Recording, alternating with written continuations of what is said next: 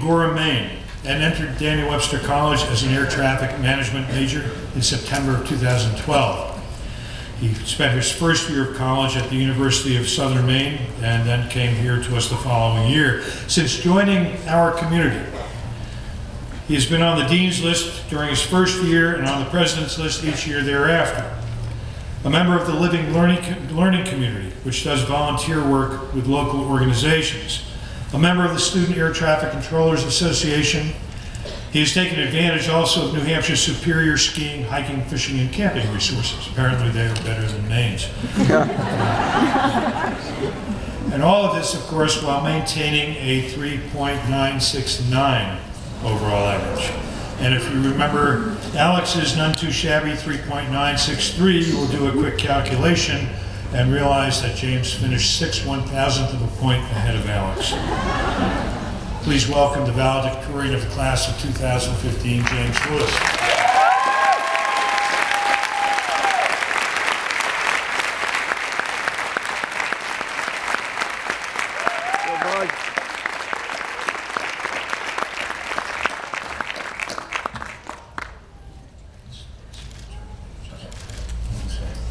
Thank you, President Diffley.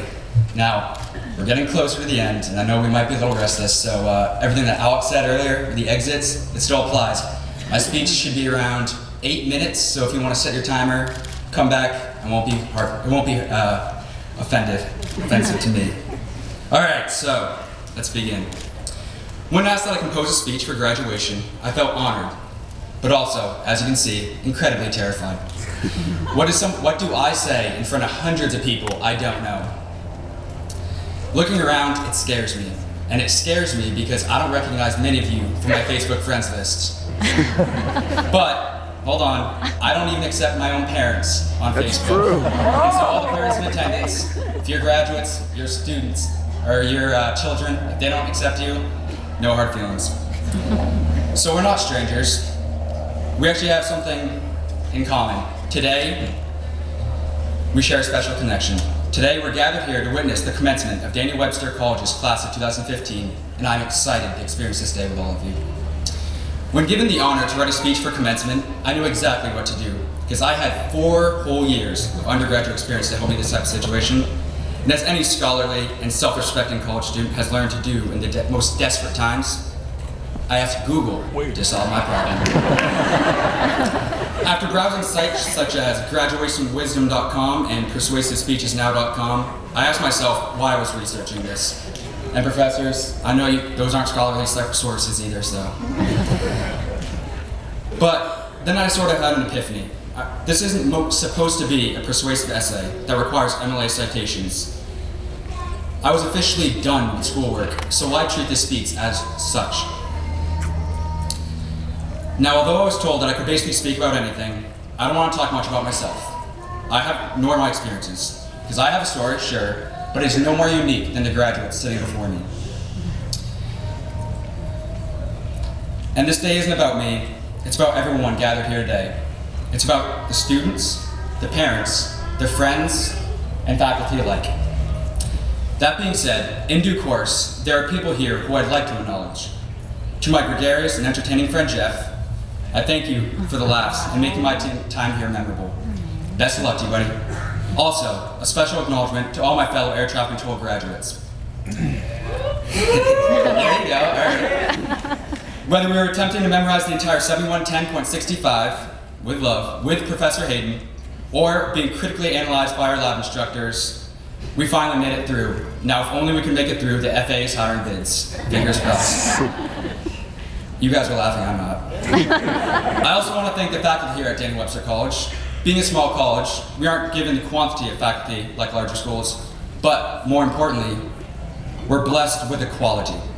The determination exemplified by all of you, not only to help us improve as academic students, but as students of life, is beyond admirable. And to one faculty member in particular, Professor Wyman, I'm not sure where he is. Did he already leave? Where is he? You didn't leave yet. Okay, good. I'm not sure if it's possible for the aviation students to thank you enough. Your charisma while teaching is incredible. Your compassion for making sure your students succeed is extraordinary, and your affable personality is infectious. Now, I'm not sure you truly realize the profound effect you've had on your students throughout your years here, but even if you could, I'm sure you'd still refuse to appropriately take the credit. But, as Ralph Waldo Emerson once said, a great man is always willing to be little, and a great man you are. Thank you.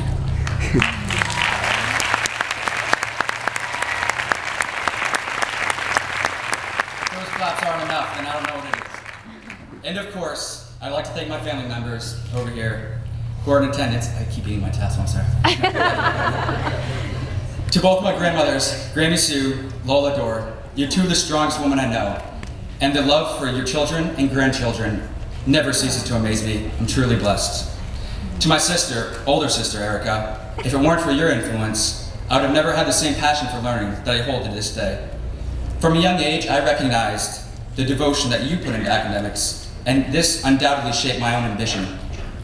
We can both agree we weren't naturally gifted students, but through your hard work and dedication, you not only attained commendable goals for yourself, but influenced mine as well. So thank you. And just as my fellow classmates understand, we owe a lot to our parents, if not everything. I can only assume my parents are proud of my accomplishments, but in truth, I am the one that should be proud of them. Like many parents attending here today, they left a life of happiness and carefree living and replaced it with a whiny, temper tantrum throwing, and forever hungry child. You're welcome.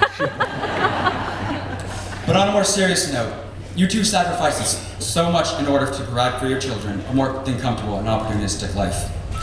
And if my journey through life resembled a winding road over hills with occasional obstacles that needed avoiding, my parents' journey would be that of a road blocked by fallen trees, sinuously leading them over mountains with precarious overpasses.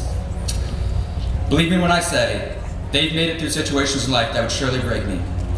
But their perseverance and ability to love through it all is what made me who I am. Although I merely possess only an iota of the strength and work ethic you two have shown throughout your life, I am forever grateful for everything that you two have passed on to me. I love you more than you'll ever know.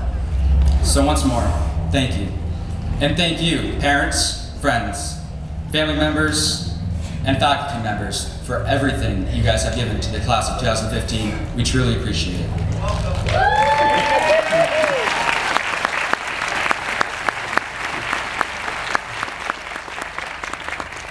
Many times at a commencement speech, we will hear of the past, things that led us to this moment, and then the transition into the future, the where do we go from here speech. Today, I'd like to focus on what I believe is often missing from all of this, the moment of right now, the present. This may seem a cliche, as we've all been told, live in the present or live in the moment, but the importance of this needs explaining.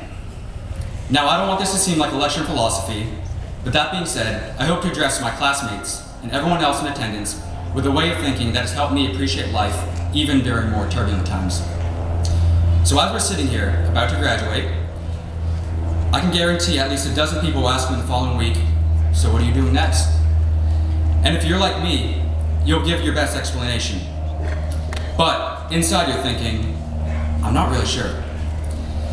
When this happens to me, I instantaneously feel the anxiety and stress building inside.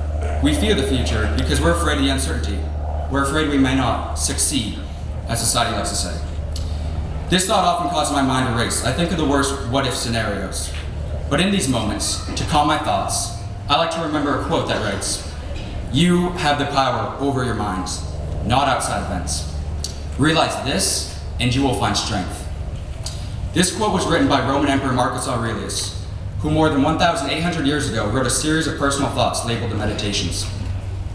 And although written long ago, his words are no less relevant today. As graduates, we are anxious about the future, what the future may hold for us. And the feeling is natural, but it is also unnecessary.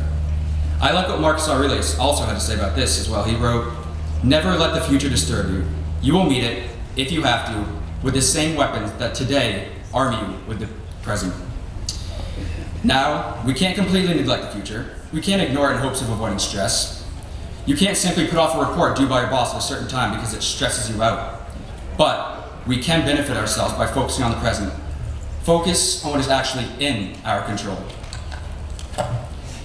The last quote from Meditations I'd like to share is this: "Don't let your imagination be crushed by life as a whole.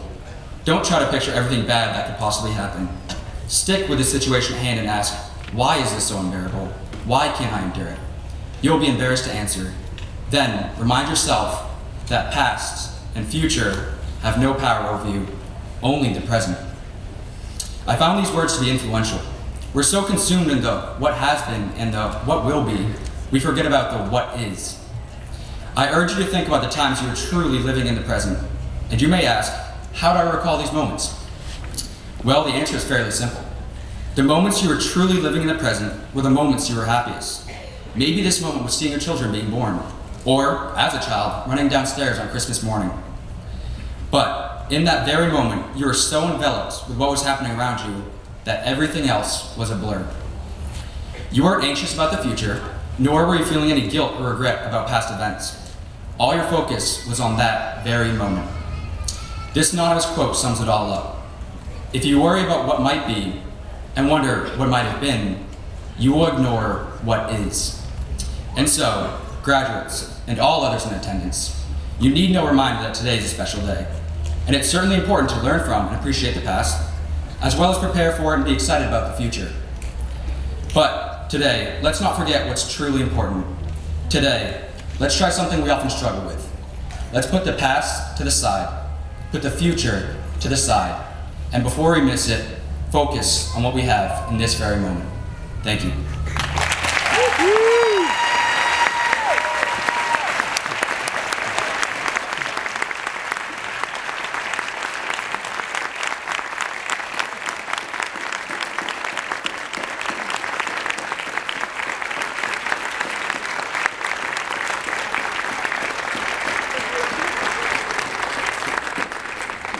Thank you, James. Yeah, just a few final words.